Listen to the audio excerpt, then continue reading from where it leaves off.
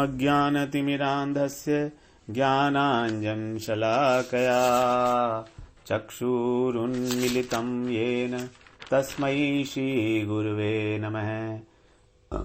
वाञ्छाकल्पतरुभ्यश्च कृपा सिन्धुभ्य एव च पतितानां पावनेभ्यो वैष्णवेभ्यो नमो नमः। नमो महावदान्याय कृष्ण प्रेम प्रदायते कृष्णाय कृष्ण चैतन्य नाम्ने गौरत्विषे नमः।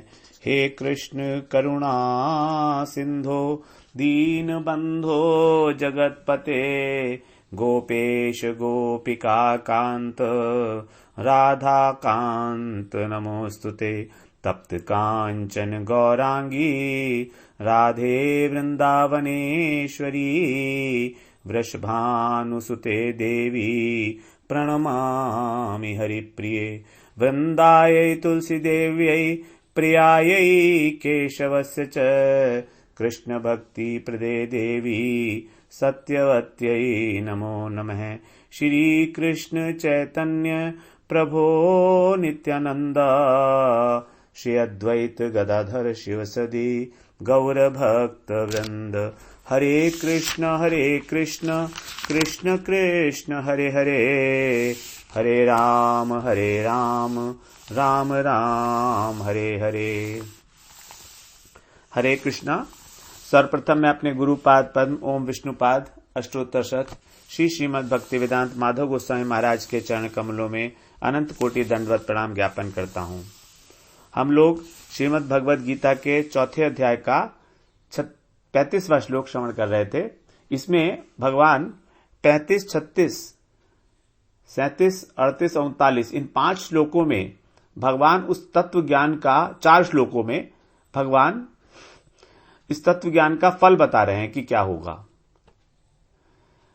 यत् ज्ञात्वा न पुनर्मोहम एवं व्यास्यसि पांडव येन भूतानि अशेषेण द्रक्ष्यसि आत्मनि अथो मयि। यत् ज्ञात्वा न पुनर्मोहम, जिस तत्व ज्ञान को जानकर अनुभव करके पुनर्मोहम कि दोबारा से मोह नहीं होगा।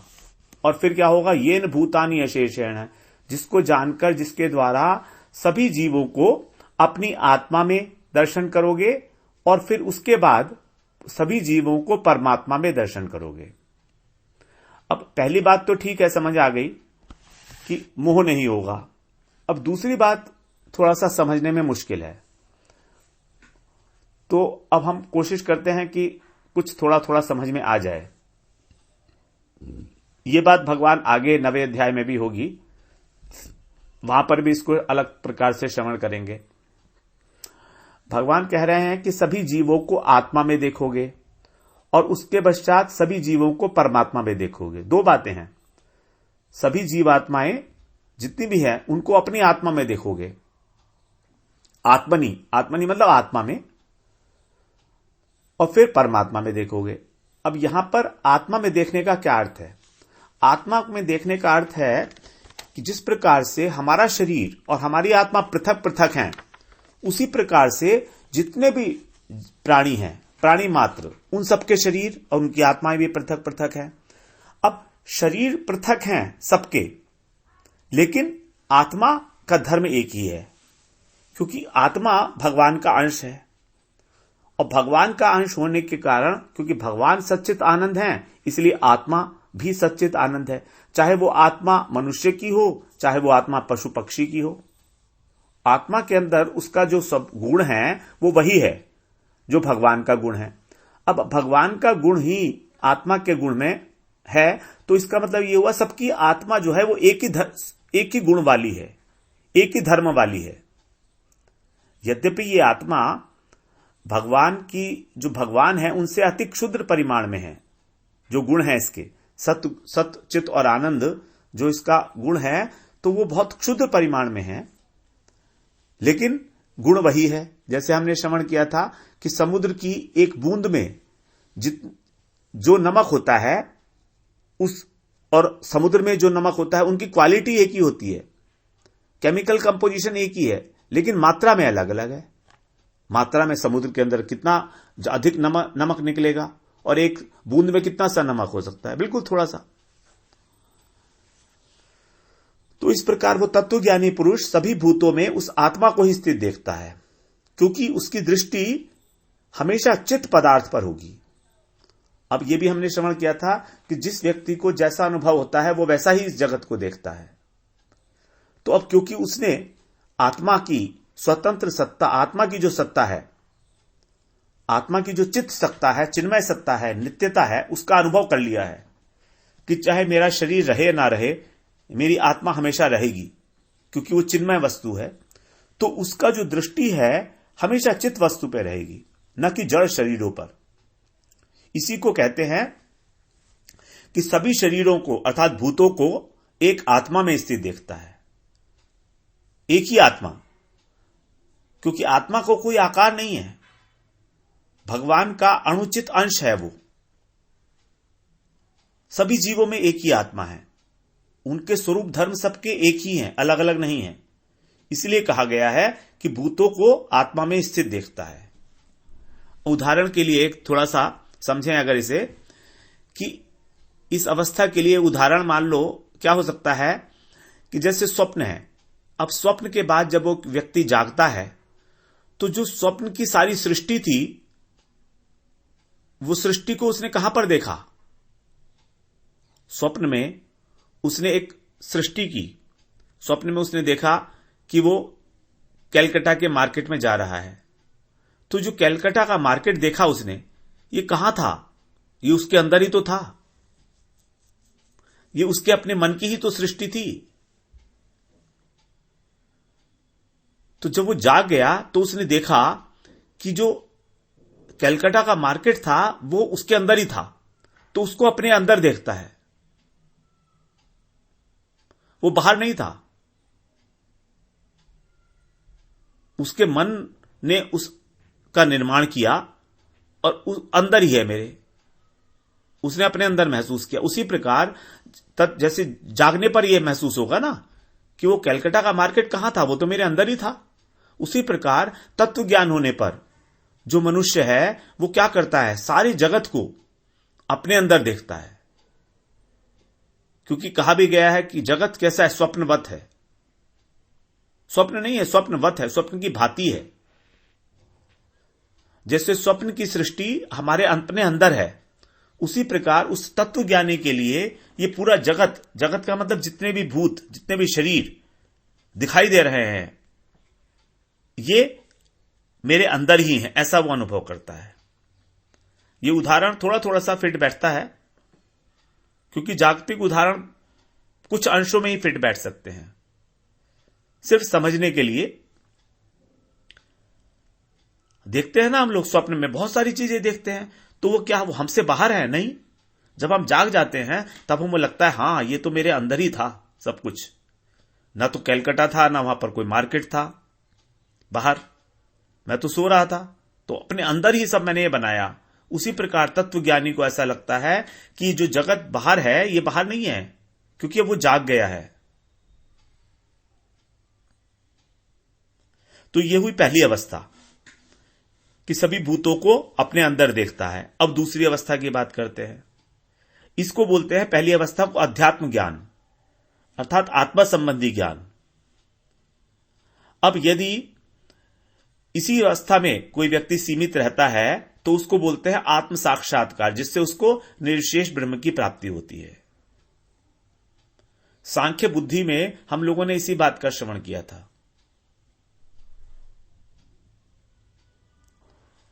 यह है पहली अवस्था। अब भगवान आगे दूसरी अवस्था की बात कर रहे हैं। जो पहली अवस्था है वो ब्रह्म साक्षात्कार, ब्रह्म निर्माण की अवस्था है। अब दूसरी अवस्था बता रहे हैं भगवान परमार्थ ज्ञान की, क्योंकि आत्मा संबंधी ज्ञान जो है वही पर्याप्त नहीं है। हमने पहले भी श्रवण किया कि आध्यात्म ज्ञान से दुखों की आत्यंतिक निवृत्ति तो होती है, और उससे भगवान की जो प्रथम प्रतीति है, उनका जो प्रथम आविर्भाव है निर्विशेष ब्रह्म, उसकी प्राप्ति होती है। अब आगे बता रहे हैं भगवान दूसरी अवस्था, उसके अनंतर क्या है, क्या कह रहे हैं? द्रक्ष्यसि आत्मनि अथोमयी, अथोमयी, अथोमयी माने अथमयी, उसके अनंतर इस ब्रह्म साक्षात्कार की अवस्था के बाद क्या करेगा? परमात्मा में संपूर्ण भूतों को देखेगा। तत्पदार्थ का अनुभव है यहां पर। पहली अवस्था में आत्मा में संपूर्ण भूतों को देखेगा, यह त्वम पदार्थ का अनुभव है। त्वम का मतलब है आत्मा और तत्पदार्थ का मतलब है परमात्मा। तो तत्पदार्थ का जो परमात्मा में सब भूतों को देखना है, यह है तत्पदार्थ का अनुभव। अर्थात जितने भी जीव हैं उन सब का जो कारण है वो है भगवान। क्योंकि भगवान की 3 शक्तियां हैं, प्रधान शक्तियां, चित्त शक्ति, जीव शक्ति और जड़ शक्ति। तो जीव शक्ति से भगवान सारे जीवों को प्रकाशित करते हैं तटस्थ स्थान पर, इसलिए उसको तटस्थ शक्ति भी कहा जाता है। तो सारे जीवों के कारण कौन हुए? भगवान की शक्ति। और भगवान की शक्ति का कार्य हुआ जीव। भगवान की 3 शक्तियां, भगवान की एक ही शक्ति है, स्वरूप है, उसको बोलते हैं हम स्वरूप शक्ति या अंतरंग शक्ति। वही शक्ति कार्य भेद से स्वयं को 3 भागों में प्रकाशित करती है। भगवान की 3 इच्छा हुई, तो उन इच्छाओं के अनुसार उस शक्ति ने 3 प्रकार से स्वयं को प्रकाशित किया। पहली शक्ति हुई भगवान की चित्त शक्ति, दूसरी हुई भगवान की जीव शक्ति और तीसरी हुई भगवान की माया शक्ति या जड़ शक्ति। पहली शक्ति से भगवान का धाम प्रकाशित हुआ, वैकुंठ, गोलोक, उसके सारे परिकर, वहां की सारी वस्तुएं, ये सब चिन्मय जगत है।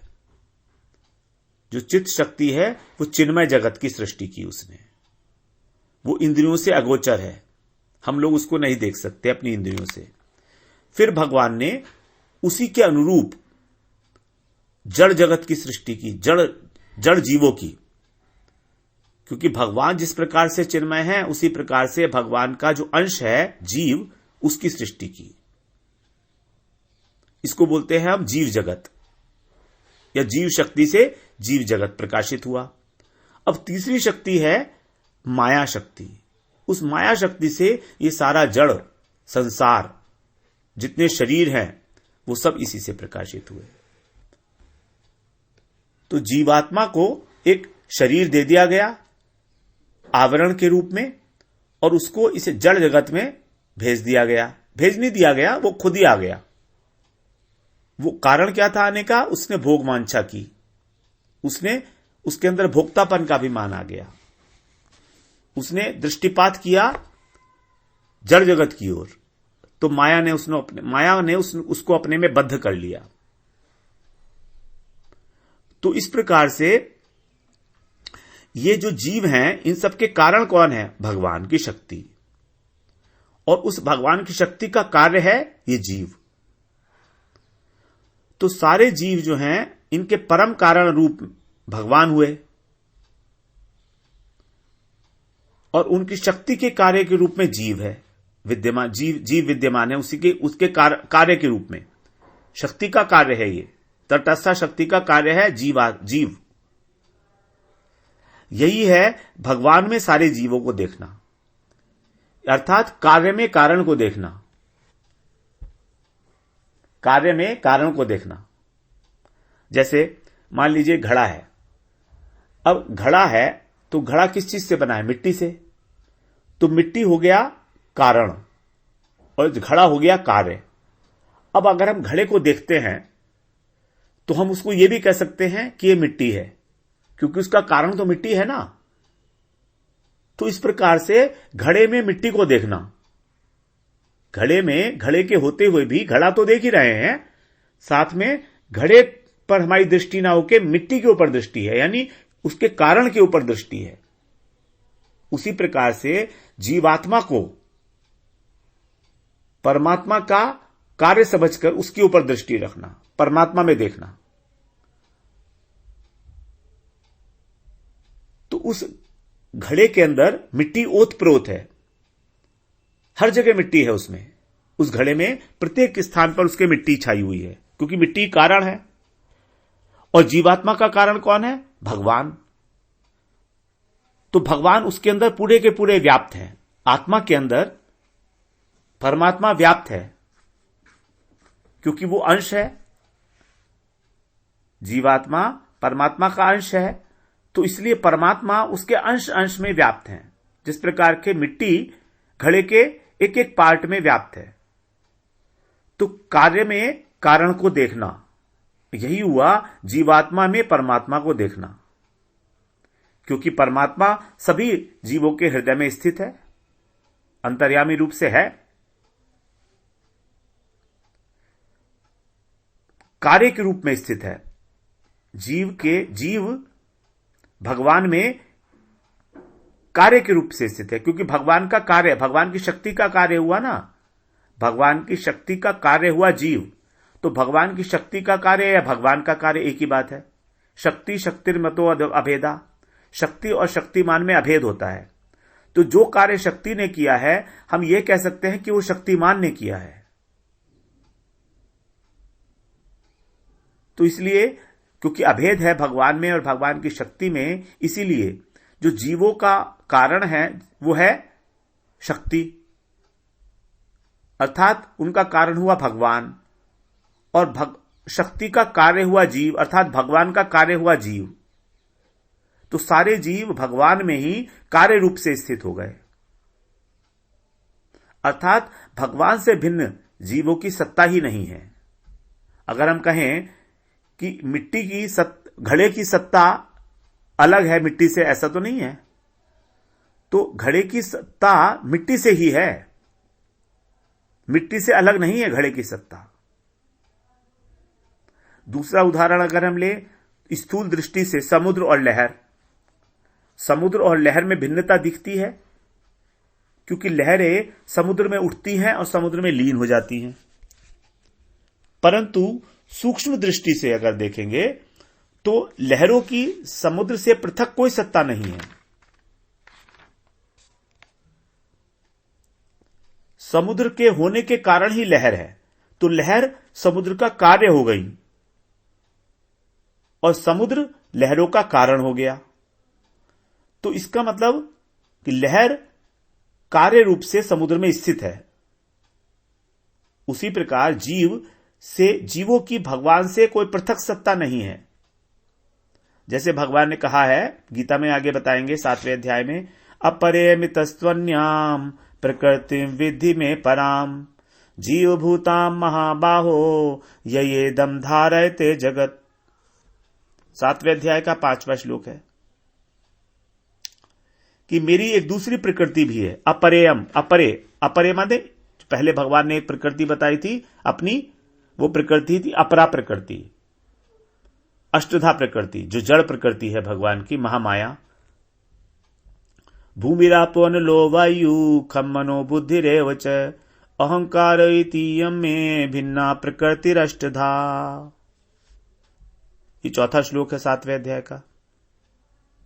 इसमें भगवान ने अपनी अष्टधा प्रकृति के विषय में बताया था कि पंच महाभूत, मन, बुद्धि और अहंकार, इनसे मिलकर मेरी अष्टधा प्रकृति बनी है, जो मुझसे भिन्न है।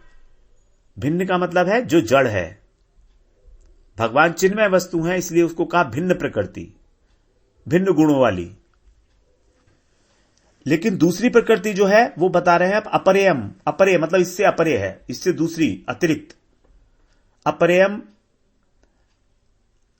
अपरेयमितस्त्वन्याम, जो इससे अलग है, इस जड़ प्रकृति से अलग है, वो भी मेरी प्रकृति है। प्रकृति विधि में परा, वो मेरी परा प्रकृति है। परा प्रकृति का मतलब इससे श्रेष्ठ प्रकृति है, जो मैंने अभी बताई है, इससे श्रेष्ठ है वो। अब वो कौन सी प्रकृति है? जीव भूताम महाबाहो, प्रकृति अर्थात शक्ति। जीव भूताम महाबाहो, जीव भूताम, ये जितनी जीवात्माएं हैं ये वाली, महाबाहो है महाभाव अर्जुन, जो जीवात्मा है, जो जीव प्रकृति है, जो जीव शक्ति है, वो इस जड़ शक्ति से श्रेष्ठ है। और यही जीव शक्ति क्या करती है? ययनम धारयते जगत, इस जगत को धारण करती है। क्योंकि जगत क्या है? जगत ये जड़ जगत है। अब जड़ जगत को चेतना कौन प्रोवाइड करता है? ये पूरा संसार हम देख रहे हैं, ये संसार देख रहे हैं। यहां पर वृक्ष हैं, नदियां हैं, पर्वत है, भूमि है, पूरा वातावरण है। अब अगर किसी कारणवश जीव ना हो, कोई भी जीवात्मा इस जगत में ना हो, तो इस जगत को धारण कौन करेगा? इस जगत का भोग कौन करेगा? कोई भी नहीं है, नोबडी। क्योंकि जड़ वस्तु अपना भोग तो नहीं कर सकती। इस जड़ जगत को चेतना प्रोवाइड करती है। कौन सी प्रकृति? मेरी जीव प्रकृति। इसका भोग करती है वो। वही जीव प्रकृति हो, जीवात्मा है। अगर जीवात्मा नहीं हो तो इस जगत की कोई सत्ता ही नहीं है। इसका होना ना होना बराबर है, ये तो जड़ है। तो ये जो जीव प्रकृति है, ये इस जगत को धारण करती है, इसे चेतना प्रदान करती है, गति प्रदान करती है। तभी हम इसको बोलते हैं जगत। जगत, जगत का मतलब है जिसको गति मिलती है, जो चलायमान है, चल रहा है। लेकिन चला कौन रहा है इसको?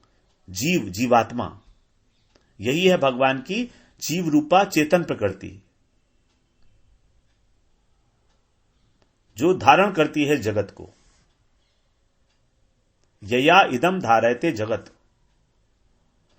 तो ये जो ज्ञान है, ये वाला ज्ञान भगवान जो दूसरी अवस्था का बता रहे हैं ज्ञान, कि भगवान से भिन्न कोई भी किसी भी जीव की सत्ता नहीं है। अर्थात सारे जीव भगवान में ही कार्य रूप से स्थित है। अथोमयी, वो परमात्मा में ही सारे जीवों को देखता है। तो पहली स्थिति में क्या था? वो अपनी आत्मा में सभी जीवों को देख रहा था। यह है आत्म साक्षात्कार की अवस्था। और दूसरी अवस्था है भगवान के अंदर इन जीवों को देखना, वो है परमात्म ज्ञान। परमात्म ज्ञान या परमार्थ ज्ञान। मई कहा है भगवान ने, तो ये परमार्थ समझेंगे इसको, भगवान में, न कि परमात्मा में। तो यह है परमार्थ ज्ञान कि सभी जितने भी जीव हैं वो सब भगवान के अंदर ही स्थित हैं एकमात्र। तो ये जो अवस्था है ये हुई भगवत ज्ञान। तो आत्मज्ञान और भगवत ज्ञान ये सब तत्व ज्ञान के अंतर्गत आएगा। तत्व ज्ञान एक बहुत जनरलाइज्ड वर्ड है ना। तत्व क्या है? सबसे पहला एक ही तत्व है, अद्वय ज्ञान, परतत्व, भगवान। उन्हीं भगवान की तीन प्रतीतियां, ब्रह्म और परमात्मा। तो ब्रह्म ज्ञान, परमात्म ज्ञान, भगवत ज्ञान, जीव ज्ञान, इस जगत का ज्ञान, वो सभी तत्व ज्ञान में आएगा ये। तो अध्यात्म ज्ञान आत्मा का ज्ञान है और भगवान का ज्ञान जो है वह परमार्थ ज्ञान। अध्यात्म और परमार्थ, अध्यात्म ज्ञान और परमार्थ ज्ञान, ये दोनों में अंतर हुआ। अब ये भगवत ज्ञान जो है यह है विज्ञान, क्योंकि यहीं पर ज्ञान की संपूर्णता है। आत्मज्ञान अधूरा ज्ञान है। आत्मज्ञान से व्यक्ति को आत्मा का अनुभव हो गया कि आत्मा एक नित्य वस्तु है, मैं आत्मा हूं। लेकिन अभी उसको यह बोध नहीं हुआ कि उसका कर्तव्य क्या है, उसको करना क्या है, क्योंकि उसने भगवत ज्ञान नहीं है, अभी उसे भगवत ज्ञान नहीं हुआ है। अब आत्मा का कर्तव्य है भगवान की सेवा करना, यह ज्ञान उसे अभी नहीं हुआ है। आत्मज्ञानी पुरुष को सेवा का भाव नहीं होता है भगवान के प्रति, क्योंकि उसकी भगवान के प्रति सेव्य बुद्धि ही नहीं है। और जब तक सेव्य बुद्धि नहीं होगी तब तक वो भजन नहीं कर पाएगा, वो सेवा नहीं कर पाएगा। और सेवा नहीं कर पाएगा तो वो जो भगवत सेवा सुख है उसका आस्वादन नहीं करेगा। भगवान के अंदर जो आनंद अंश है वो उसका अनुभव नहीं कर पाएगा। दुखों की आत्यांतिक निवृत्ति को ही वो ब्रह्मानंद समझेगा कि यही आनंद है, जबकि वो आनंद अधूरा है। दुखों की आत्यांतिक निवृत्ति को हम लोग अगर उदाहरण के द्वारा समझें तो ये एक ऐसी स्थिति है कि एक व्यक्ति है, वो जो बीमार था अब उसकी बीमारी ठीक हो गई, अब उसको बुखार नहीं है। तो बुखार नहीं है वो, लेकिन अभी वो स्वस्थ नहीं हुआ है। जब वो विटामिन लेगा, टॉनिक पिएगा, दूध पिएगा, सारी चीजें, तब उसके बाद वो स्वस्थ होगा। तो अब दुख जो उसको बीमारी के कारण क्लेश हो रहा था वो क्लेश नहीं है, तो उस क्लेश के ना होने को ही सुख मान लेना, यही स्थिति है ब्रह्मानंद की, यही स्थिति है ब्रह्मानंद में। दुखों की आत्यांतिक निवृत्ति है, लेकिन सुख का अनुभव नहीं है, जो वास्तव में सुख है। और सुख केवल भक्ति में ही है, भजन में ही है, क्योंकि सेवा का सुख ही सुख है। एक दूसरा उदाहरण इसके लिए ऐसा दिया जाता है कि जिस प्रकार की एक व्यक्ति जेल में था, अब जेल ने उसको रिहा कर दिया, तो जेल में उसको जो कष्ट मिल रहे थे अब उसका अनुभव उसे नहीं होगा। अब जेल के वो बाहर आ गया, अब जेल के बाहर आ गया तो भी उसको कोई खुशी तो नहीं मिल रही ओवर एंड अबाउट दैट। तो उसको खुशी तब मिलेगी जब वो उसके घर वाले उसको लेने आएंगे और उसके घर में, वो अपने घर में जाके उनके साथ रहेगा, तब उसको आनंद मिलेगा। लेकिन निर्विशेष ब्रह्मज्ञानी की स्थिति ऐसी है कि वो जेल से तो छूट गया संसार रूपी, लेकिन उसे अब ये नहीं पता कि वो करना क्या है। उसको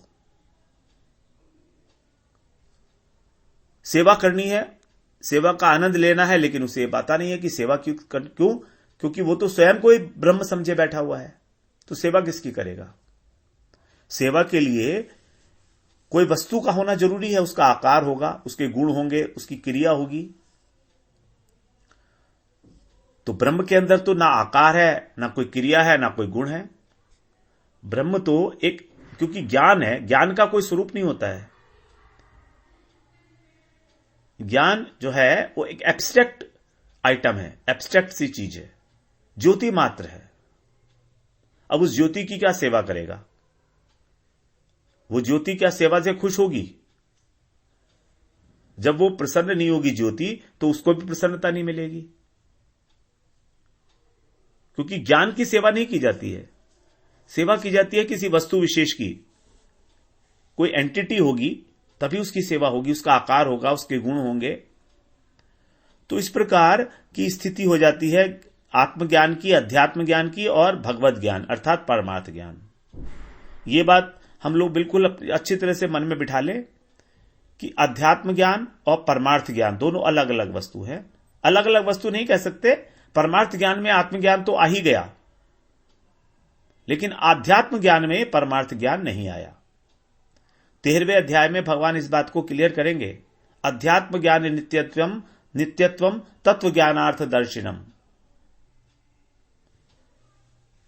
दोनों ज्ञान भगवान ने एक ही बार कही है। वहां पर तत्व ज्ञान बोल दिया है इसको, परमार्थ ज्ञान को, क्योंकि उसके अंदर आत्मा का ज्ञान तो आ ही गया ना, और तत्व एक ही है, एकमात्र भगवान ही है। तो वो उसी को हमको लक्ष्य करता है, भगवत ज्ञान को। तो लौकिक निष्ठा जो है हमारी, कर्मयोग और ज्ञान योग, इसको बताया, 2 प्रकार की निष्ठा बताई थी भगवान ने 3रे अध्याय के शुरू में। कर्मयोग और ज्ञान योग में निष्ठा होती है, तो वो जो है लौकिक निष्ठा है, इससे आत्मज्ञान होता है। लेकिन जो परानिष्ठा है, जो भगवान 18वें अध्याय में बताई थी, उससे वो भक्ति योग की निष्ठा, उससे भगवत ज्ञान होता है। तो भगवत ज्ञान का जो साधन है वो भक्ति योग, और आत्मज्ञान का साधन है कर्मयोग अथवा ज्ञान योग, क्योंकि कर्मयोग ही आगे ज्ञान योग में पर्यवसित हो जाता है। क्योंकि भगवान को जानता है केवल भक्त, भक्त्या माम अभिजानाति यावान यश्चास्मि तत्वतः। भक्त ही एकमात्र भगवान को तत्वतः जानने वाला है। इसीलिए उन दोनों निष्ठाओं का फल अलग अलग हो गया। लौकिक निष्ठा अर्थात कर्मयोग और ज्ञान योग, इससे आत्मज्ञान होगा, और परानिष्ठा जो है भगवत निष्ठा, उससे भक्ति योग, और इससे भगवत ज्ञान होगा। इस प्रकार से हम लोगों ने अभी आज ये वाला श्लोक श्रवण किया, 35वां श्लोक। अब कल से हम लोग 36वां श्लोक श्रवण करेंगे। वांछा कल्पतरुभ्यश्च कृपा सिंधुभ्येव च पतितानां पावनेभ्यो वैष्णवेभ्यो नमो नमः।